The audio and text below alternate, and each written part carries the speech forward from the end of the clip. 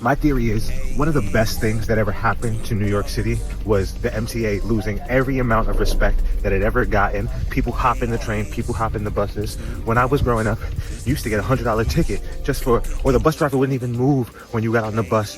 And as I heard some of my good friends from the Bad Business podcast say, they would literally weaponize the bus against you to make you the enemy.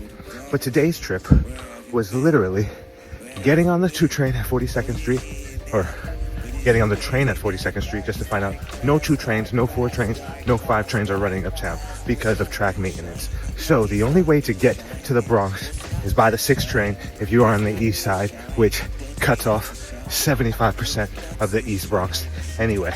So you would think that if they're doing that, they'd at least have trains running on a regular basis. Nope, still have to wait 15 minutes to get to the 3 train, or wait 15 minutes to wait for the 3 train to show up. Then, finally, trains are super packed. Always, because not only are they're not running express. They're running local. Everything is running on the local one line. So everybody is all just getting on the same train. Finally, get to 135th Street. Buses come. They're single buses. They're bringing in 1 bus at a time. 1 single bus, if you pack in how many people like sardines, you can maybe get, 100 people on it. There's 600 people standing outside. There are other buses. They're waiting. But they will not send more than 1 bus at a time.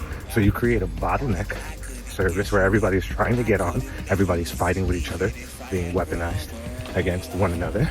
And then when you go and you tell the bus driver, hey, why don't you call your dispatcher and tell them to bring 2 at a time? You're yelling at him a little bit. Homie causes a bitch fit and acts like he doesn't know what to do. Screaming, there's 10 buses around. Who am I supposed to do? Run and tell somebody else. So you have hundreds of people who obviously are taking the train or taking the bus because they cannot afford another way to get home, standing in the rain for 20 minutes at a time to get on the shuttle bus that only takes them to the next train station.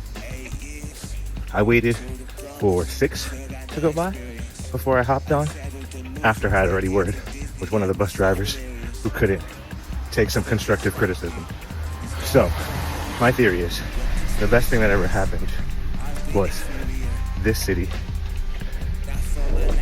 telling the MTA to go fuck themselves.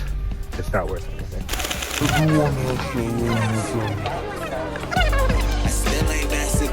1990-22 crew. That just was